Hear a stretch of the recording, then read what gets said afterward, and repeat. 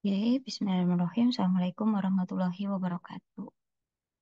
Oke, teman-teman, kita ketemu lagi pada pembahasan materi mata kuliah struktur aljabar, di mana pada kesempatan kali ini kita akan membahas mengenai grup quotient, atau ada istilah lain juga namanya adalah grup faktor ya.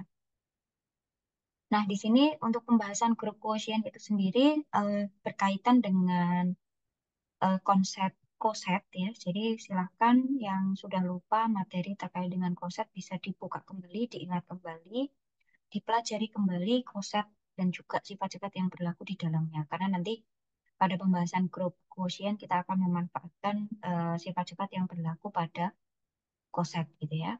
Oke, di sini sebelum kita melihat apa itu grup quotient, kita coba perhatikan dulu.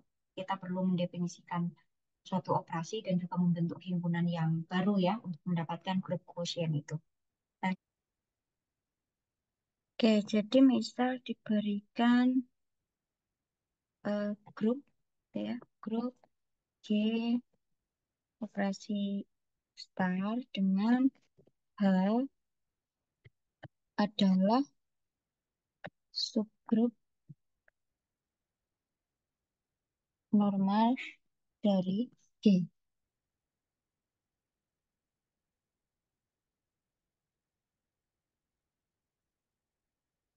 Lagi kok bisa bertukar ya?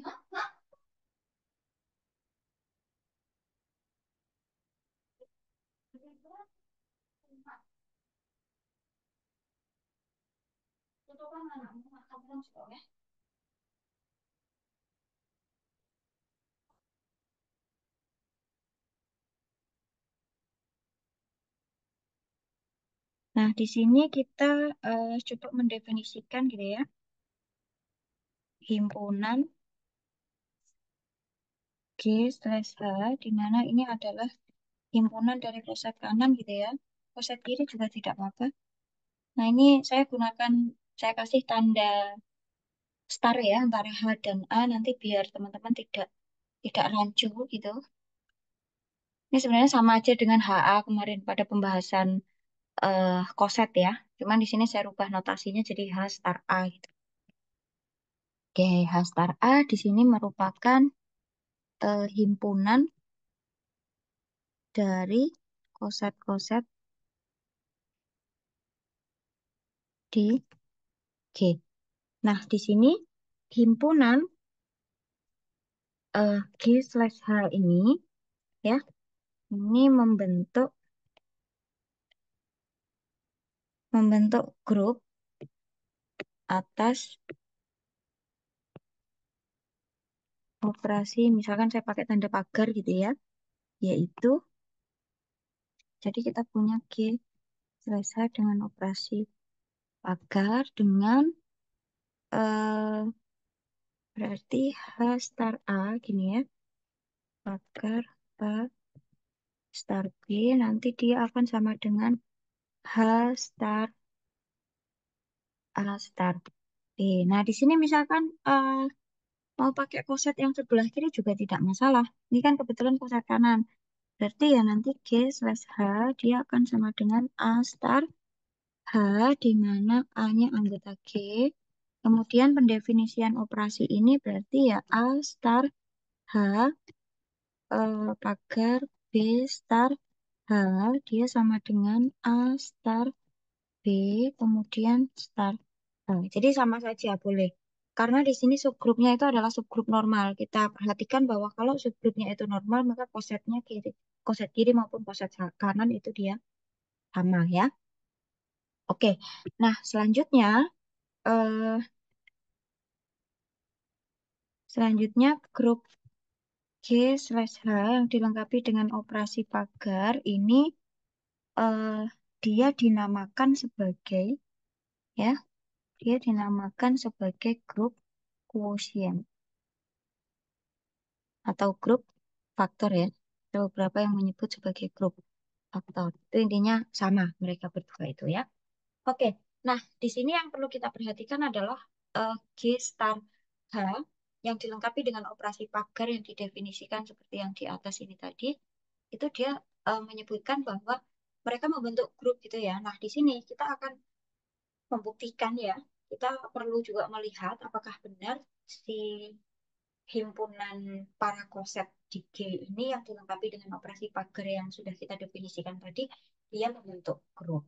Nah, ini kita lihat, kita sajikan dalam bentuk teorema gitu ya. Ini saya tuliskan sebagai teorema satu misalkan.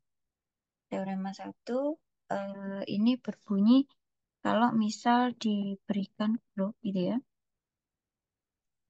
Hmm, diberikan grup G dilengkapi dengan operasi start dan jangan lupa H itu adalah subgrup normal ya. Subgrup normal dari G. Nah, di sini dinotasikan himpunan koset kanan gitu ya. Himpunan koset kanan, katakanlah H star A gitu ya, di mana A itu anggota dari G.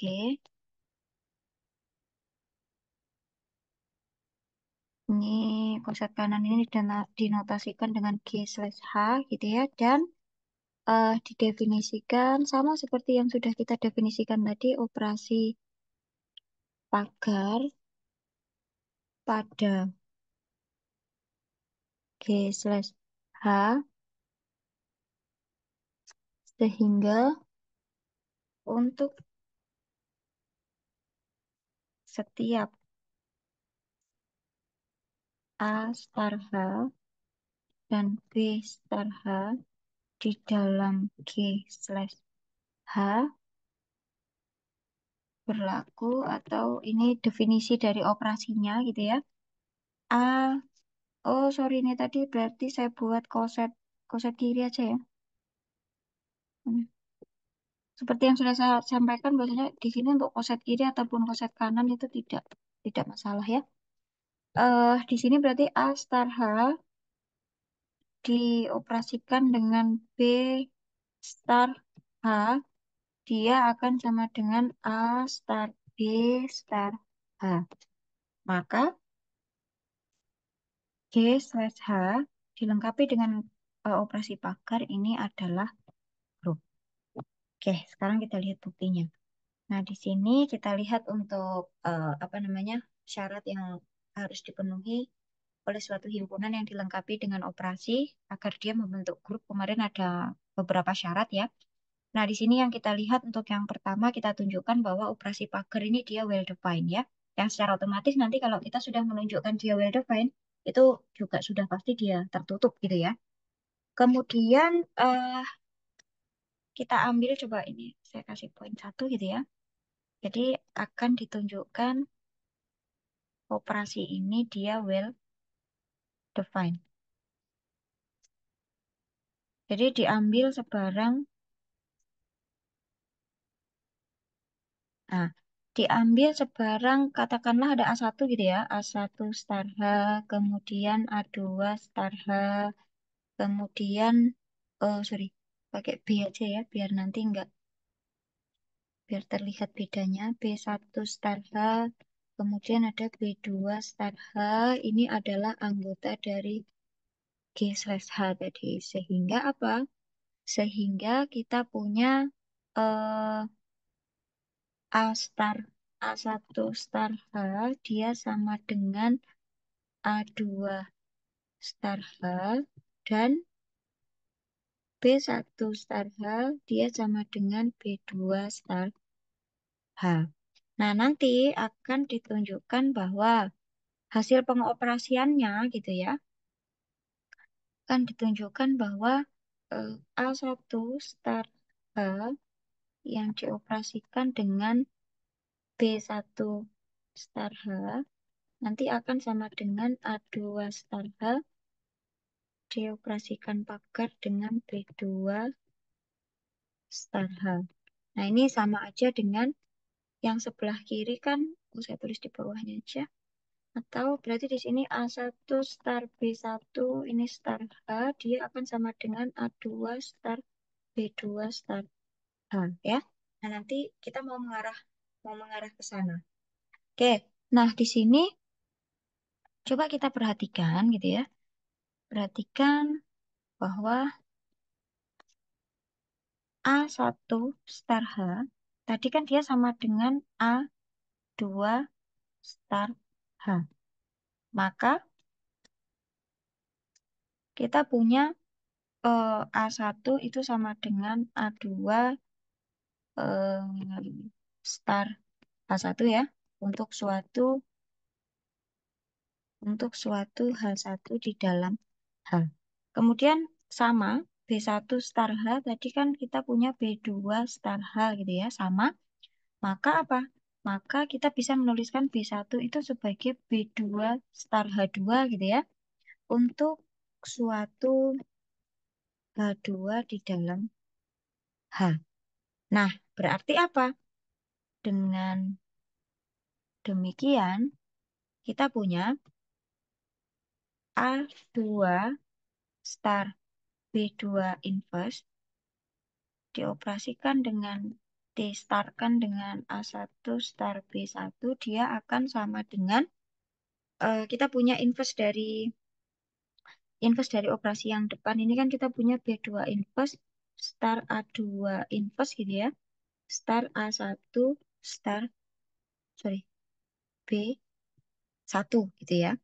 Nah, di sini sementara A1-nya kan kita punya ini, A1 ini, B1 ini. Nah, tinggal kita masukkan, berarti B2 inverse, dia start A2 inverse, kemudian start A2, start H1, start B2, start H2.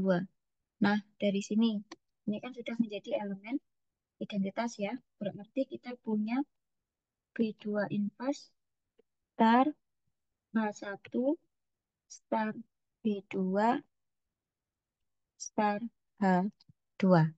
Nah, karena karena H tadi adalah subgrup normal, H subgrup normal G, dan H1 itu anggota H, maka apa? Kita punya. Nah, ini kita pakai sifat subgrup normal ya. Berarti kita tulis lagi hasil kita yang di belakang itu B2 inverse star H1 star B B2 star H2. Nah, ini em, dia kan yang sebelah sini kan juga pasti anggota dari H kan, karena H-nya subgrup normal. Ini kita pakai sifat dari subgrup normal. Nah, ini berarti langsung aja gini. Nah, H, H2-nya itu kan anggota dari H. Yang depan itu em, anggota dari H juga, karena menggunakan sifat subgrup normal tadi. Anggota dari H dioperasikan dengan anggota dari H, berarti sudah pasti dia anggota dari H. Nah, ini kan berarti dari sini kita dapat apa? Jadi, nah kita punya A2, kita runut yang di sini tadi ya. Karena ini tadi kan endingnya ternyata kan anggota H. Berarti A2, B2, inverse, star, A1, star B1, dia anggota dari H. Nah, berarti apa? Akibatnya, di sini kita punya akibatnya eh dengan kita menggunakan sifat koset gitu ya, baik sifat koset, kita punya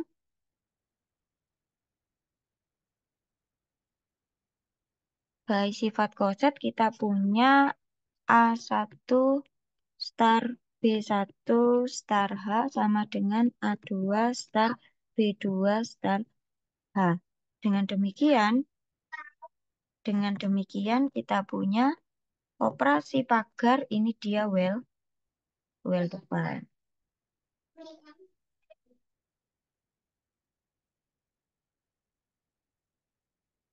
Oke, selanjutnya kita tunjukkan sifat asosiatif ya. Karena sifat tertutupnya sudah ikut dengan kita membuktikan Wildevan tadi. Nah, ini kita lihat untuk sifat asosiatifnya. Jadi kita ambil sebarang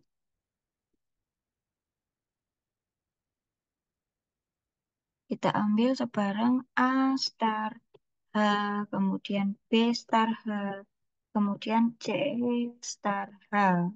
Sebentar. C star H ini adalah anggota dari G slash slash H. Nah, coba kita perhatikan. eh Kita operasikan masing-masing itu ya. A star H, pagar B star H, pagar C star H. Nah, ini misalkan kita operasikan yang depan dulu. Nah, berarti kalau di sini kan kita punya jadinya adalah A star B star H gini ya. Kemudian dioperasikan dengan C star H.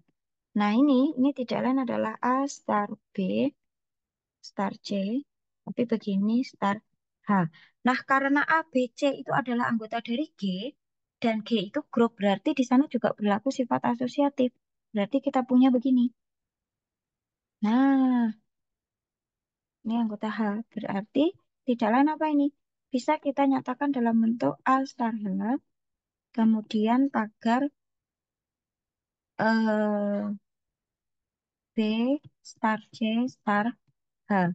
Atau begini, sama dengan A star H, pagar, cuman ini yang dikerjakan yang belakang dulu.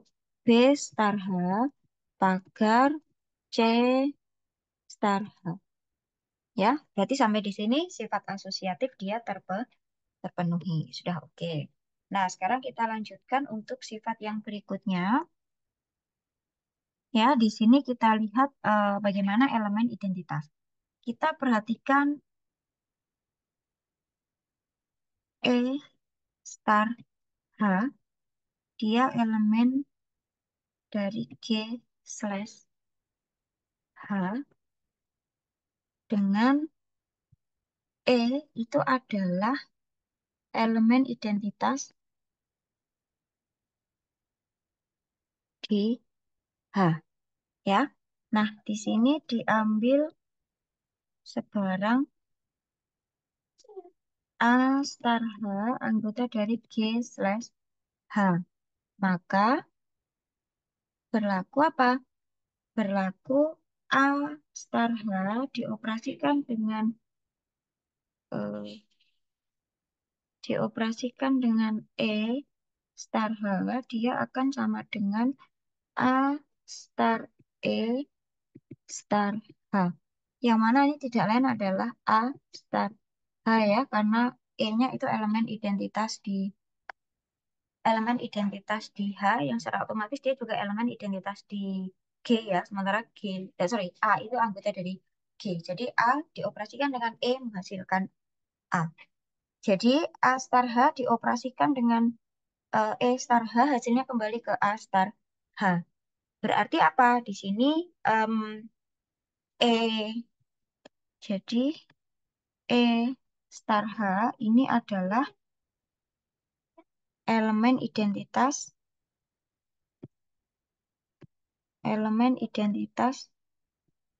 di G slash H. Nah, kemudian di sini kita lihat untuk sifat berikutnya adalah elemen inverse-nya ya, kita lihat.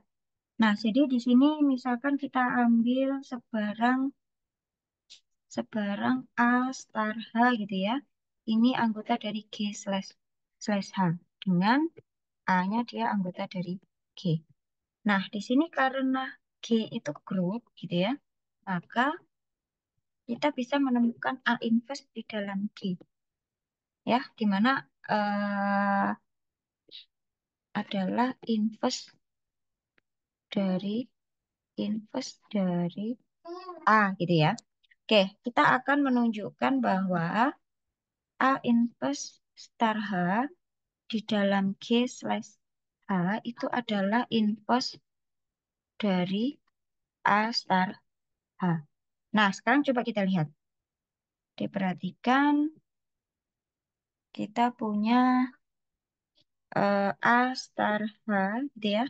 Nanti kita operasikan dengan A inverse star H. Apakah dia akan menghasilkan elemen identitas? Tadi kan kita punya elemen identitasnya ini ya, E star H.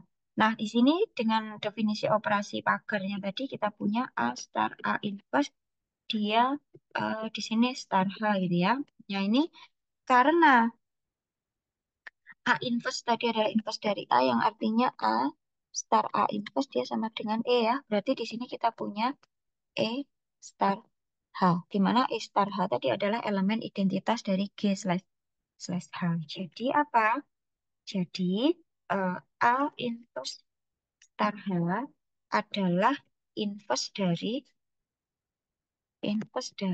A star H. Jadi sampai di sini kita sudah menunjukkan bahwa eh, G slash H yang dilengkapi dengan operasi pagar ini adalah suatu grup ya. Jadi terbukti kalau G slash H yang dilengkapi dengan operasi pagar tadi dia membentuk grup dan grup ini yang selanjutnya dinamakan sebagai grup quotient gitu ya. Oke, nah di sini kita coba lihat contohnya ya. Sebagai contoh yang ini kita gunakan contoh yang sebelumnya sudah pernah kita bahas saja. Yang eh, kita pakai yang grupnya itu adalah diberikan grupnya itu adalah Z itu ya. Dilengkapi dengan operasi penjumlahan kan ini jelas dia grup. Dan kita punya 3Z itu adalah subgrup normal ya. Subgrup normal dari Z. Nah, nanti teman-teman bisa melihat memeriksanya kembali gitu ya, bahwa 3Z itu adalah subgrup normal dari Z. Nah, kita ingat eh, koleksi kosetnya ya, koset dari himpunan koset di Z, koset dari 3Z di Z itu adalah kemarin apa saja? Kita punya 3Z, kemudian ada 1 plus 3Z, ada 2 plus 3Z ya. Nah, di sini kita 3Z itu sendiri bisa kita tuliskan sebagai 0 plus 3Z. Nah, nanti teman-teman bisa menunjukkan eh, atau menyelidiki gitu ya. Ya, selidiki apakah benar Z, kemudian slash 3Z ya. Jadi himpunan para koset dari 3Z di Z yang dilengkapi dengan operasi penjumlahan biasa yang berada di dalamnya gitu ya. Itu nanti apakah dia merupakan grup atau bukan. Jadi untuk operasi penjumlahannya ini grup, oh sorry, ini apakah dia membentuk grup gitu ya. Nah nanti kalau dia membentuk grup itu berarti namanya adalah grup quotient ya. Di mana ini untuk penjumlahannya misalkan Berta punya A plus 3Z itu nanti ditambahkan dengan B plus 3Z itu sama dengan A plus B plus 3Z gitu ya. Jadi nanti monggo silahkan diselidiki apakah dia membentuk grup atau tidak. Oke, jadi kurang lebih seperti itu teman-teman terkait dengan pengenalan konsep grup quotient. Saya rasa cukup. Saya akhiri untuk video kali ini. Terima kasih. Wassalamualaikum warahmatullahi wabarakatuh.